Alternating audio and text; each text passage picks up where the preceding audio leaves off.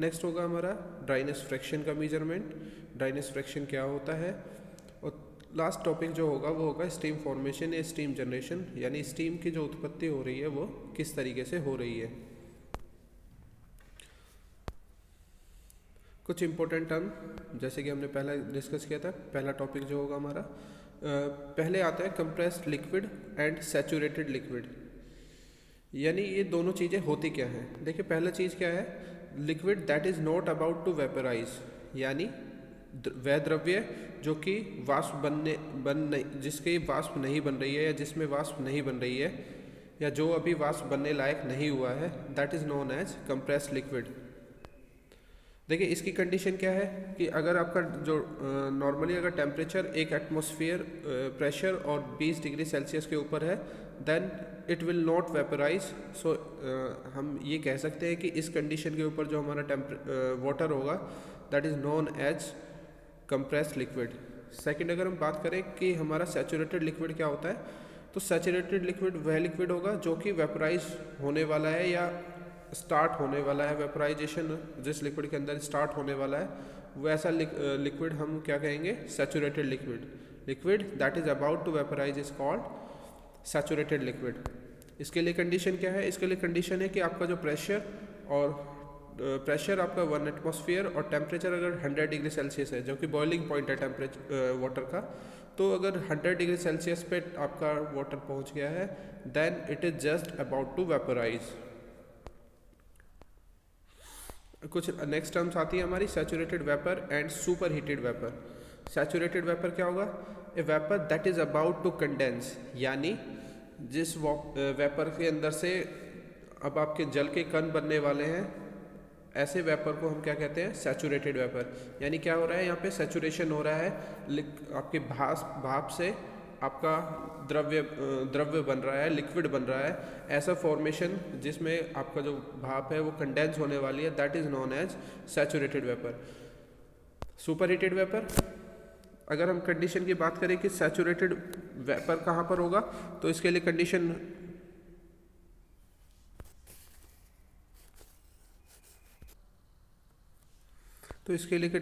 क्या होगी कि आपका जो टेम्परेचर 100 डिग्री सेल्सियस है, देन ये जो आपका वेपर है ये कंडेंस होना स्टार्ट हो जाएगा 100 डिग्री सेल्सियस के बियॉन्ड अगर हम इसको हीट अप कर रहे हैं।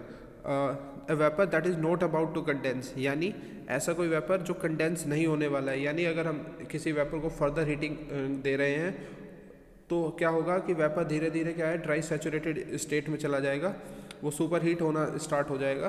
तो ऐसी कंडीशन को हम क्या बोल रहे हैं, ऐसे वेपर को हम क्या बोल रहे हैं, सुपर हीटेड वेपर। यानी अगर आप बियॉन्ड 100 डिग्री सेल्सियस आप उसको इंक्रीज करे जा रहे हैं, टेम्परेचर को इंक्रीज करे जा रहे हैं, हीट अप किए जा रहे हैं अपनी वेपर को, then it is about to start converted into super heated vapour. Next आता है कि सैचुरेशन टेम्परेचर और सैचुरेशन प्रेशर क्या है। तो सैचुरेशन टेम्परेचर क्या है, at a given pressure the temperature at which a pure substance phase is called saturation temperature, यानी एक प्योर सब्सटेंस की जहाँ पर फेज चेंज हो जाए, ऐसे टेम्परेचर को क्या कहते हैं हम, सैचुरेशन टेम्परेचर। सेम इसी तरीके से आपकी सैचुरेशन प्रेशर की डेफिनेशन होगी कि अगर ऐसे प्रेशर के ऊपर जहाँ पर आपकी जो लिक्विड सब्सटेंस है या प्योर सब्सटेंस है उसकी फेज हम चेंज कर रहे हैं या चेंज हो रही है, then it is known as saturation pressure. ये यहाँ पर आपको इस फिगर के through saturation pressure and temperature की ग्राफ दिखाया गया है। नेक्स्ट आता है स्टीम थर्मोडायनेमिक्स, यानी स्टीम से रिलेटेड कुछ बेसिक डेफिनेशन और ये कितने प्रकार की होती है या किस तरीके से इसकी उत्पत्ति होती है, इसके बारे में हम बात करेंगे इस टॉपिक के अंदर। नाउ ये हम जानते हैं कि steam is the gaseous phase of water, यानी स्टीम क्या है, वाटर की गैसियस फेज है, यानी ये गैस के रूप में अगर वाटर अवेलेबल है then we can say that it is a steam. So steam का फॉर्मेशन कैसे होता है, it utilize heat during the process and carries large quantities of heat later, यानी हम क्या कर रहे हैं, वाटर में धीरे धीरे हीट को इंक्रीज कर रहे हैं, हीटअप कर रहे हैं वाटर को, then it start converted into steam और वेपर। और यहाँ पे क्या है कि अगर हम फर्दर हीटिंग कर रहे हैं तो स्टीम अपने अंदर क्या कर रही है, हीट को कैरी कर रही है, यानी एक हीट कैरिंग मीडियम हो गया।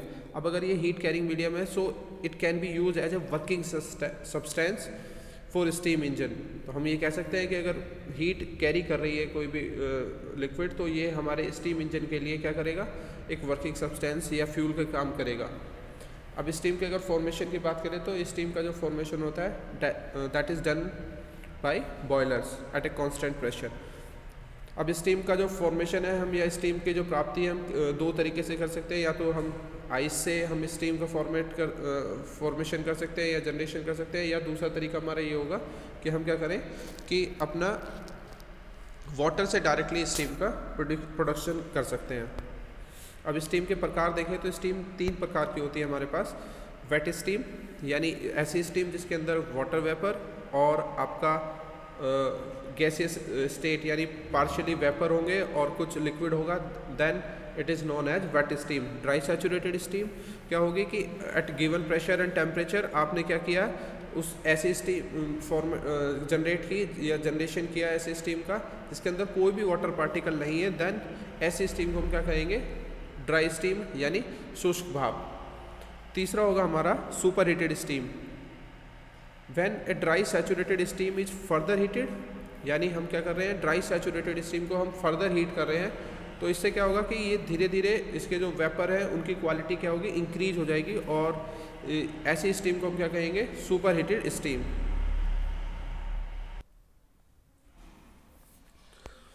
इसके बाद आगे अगर बात करें तो ड्राइनेस फ्रैक्शन आता है, यानी आपका शुष्कांक। शुष्कांक क्या होता है, देखिए ड्राइनेस फ्रैक्शन क्या है, ये क्या दिखाता है, ये क्वालिटी ऑफ स्टीम के बारे में हमें दर्शाता है कि आपकी जो स्टीम है वो किस क्वालिटी की है। It is defined as the ratio of mass of water vapour in the steam to the mass of steam containing it, यानी एक ऐसा रेशियो है, एक ऐसा अनुपात है जिसमें हम क्या कर रहे हैं, अनुपात किस किस टर्म्स का ले रहे हैं, मास ऑफ वाटर वेपर और आपका मास ऑफ स्टीम। यानी एक स्टीम है डिफाइंड वॉल्यूम या मास की, उसके अंदर कितने वाटर वेपर है, इन दोनों का जो अनुपात होगा that is known as dryness fraction और क्वालिटी, और हम इसे हिंदी में कहते हैं शुष्कांश। अगर हम बात करें कि हम माने कि mg और ml हमारे क्या है, मास ऑफ वेपर है, mg क्या है, मास ऑफ वेपर है, और ml क्या है, मास ऑफ लिक्विड है, then we can say that कि जो हमारा ड्राइनेस फ्रैक्शन होगा that is equal to mg upon mg plus l, यानी mg प्लस ml क्या है, ये हमारा क्या है, मास ऑफ स्टीम है, और इस मास ऑफ स्टीम में mg क्या है, that is mass of vapour. इन दोनों का जो अनुपात है that is known as dryness fraction. अब इस ड्राइनेस फ्रैक्शन की जो वैल्यू है that is varies from 0 to 1, यानी 0 से 1 के बीच में ये वेरी करती है।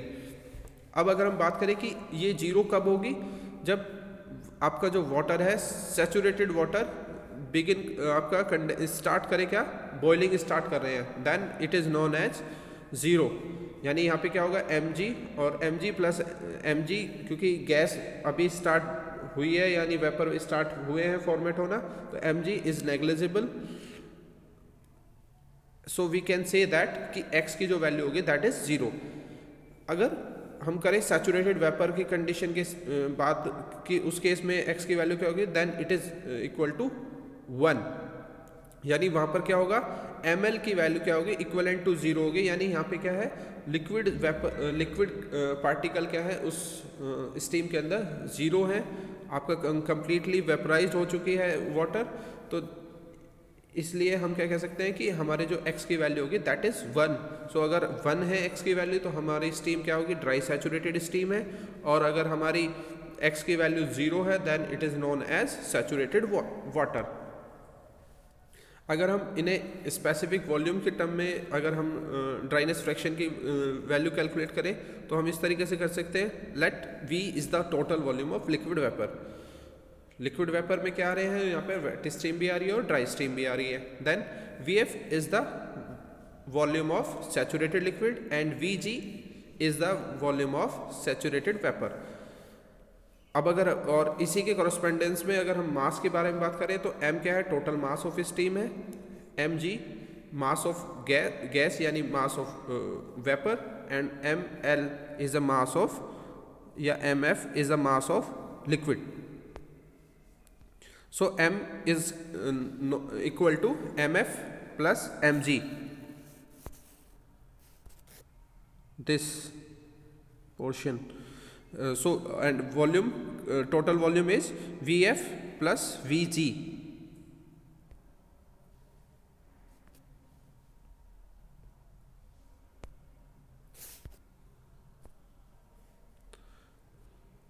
This one and this one.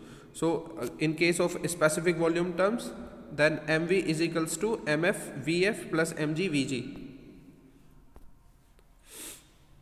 Now we take a common vf and here we come across specific volume के terms में आपका जो relation होगा, that is v equals to small v equals to 1 minus x vf plus x into vg.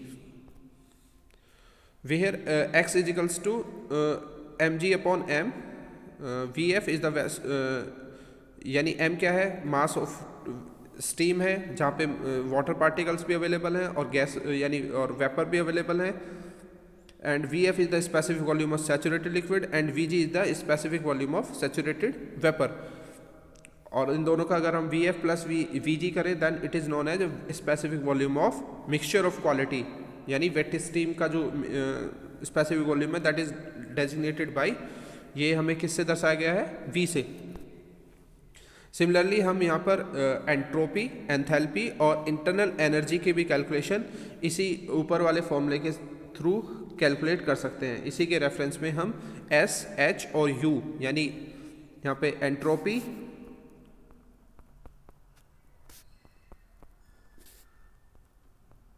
Enthalpy और internal energy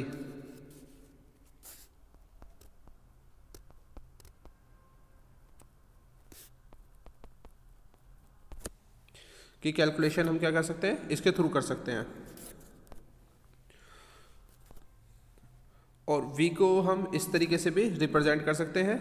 similarly हम h, s और u की भी रिप्रेजेंटेशन इस तरीके से कर सकते हैं. तो हमने स्पेसिफिक वॉल्यूम के टर्म्स में अपने फॉर्म ड्राइनेस फ्रैक्शन का कैलकुलेशन की और फिर हम h, s और u की कैलकुलेशन भी कर सकते हैं. नेक्स्ट हमने अभी पीछे देखा स्पेसिफिक वॉल्यूम स्टीम क्या है, it is the volume occupied by steam per unit mass. यानी स्पेसिफिक वॉल्यूम की डेफिनेशन क्या है, volume of steam per unit mass is at a given pressure and temperature will give you specific volume of steam. यानी किसी भी दिए गए temperature यानी ताप और दाब पर आपका यूनिट मास के अंदर जितना वॉल्यूम ऑक्यूपाई हो रहा है that is known as specific volume of steam. यहाँ पर यूनिट क्या है स्पेसिफिक वॉल्यूम की, metre cube per KG.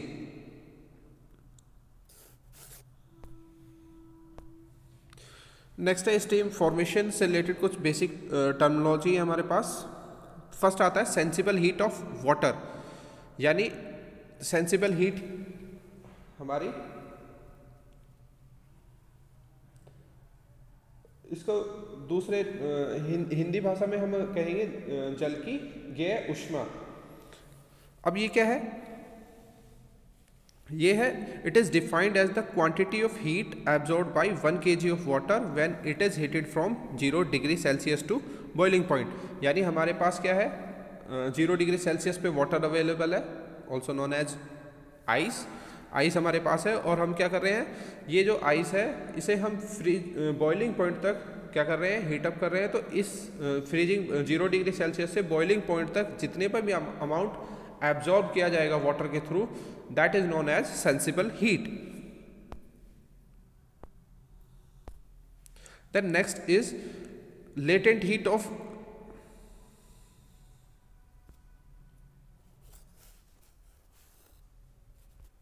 latent heat or hidden heat.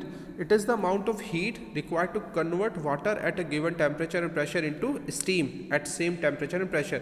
यानी एक ऐसा अमाउंट, यानी एक ऐसी वैल्यू हीट की जो कि आपके वाटर को वेपर में कन्वर्ट कर दे या स्टीम में कन्वर्ट कर दे, then it is known as latent heat और हिडन हीट. यानी हम क्या कहते हैं, इसे गुप्त ऊष्मा भी कहते हैं, या फेज चेंज कराने के लिए, यानी हम लिक्विड से वेपर की तरफ जा रहे हैं. यानी अब यहाँ पर क्या है, आपके जो भी फ्लूइड है उसकी जो फेज है यानी अवस्था है वो चेंज हो रही है तो ऐसा अमाउंट जो कि आपके लिक्विड से गैस की तरफ गैस में कन्वर्ट करने के लिए ज़रूरी है, that is known as latent heat और हिडन हीट, यानी इसे हम गुप्त ऊष्मा भी कहते हैं।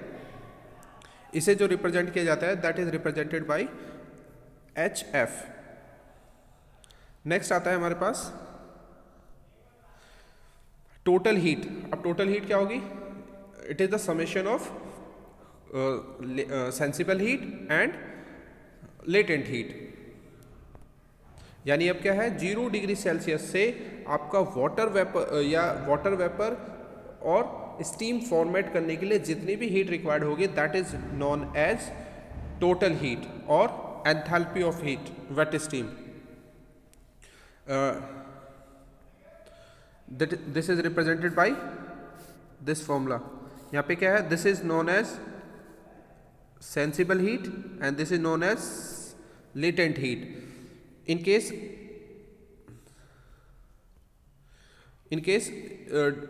आपकी जो स्टीम है that is dry and saturated, then value of x is equals to 1 and your formula will be this. Next is superheated steam. When steam is heated after it become dry and saturated, it is called superheated. यानी आप dry saturated condition के बाद further heat दे रहे हैं अपनी steam को, then it is known as superheated steam. And the process of heating, यहाँ पे क्या है, आप further heating कर रहे हैं, then this process is known as superheating. और जितना भी अमाउंट आप हीट अपने ड्राई सैचुरेटेड वेपर को दे रहे हैं, then this amount is known as degree of super heat, which is given by CPS, T superheated minus T saturation. This is known as degree of superheat.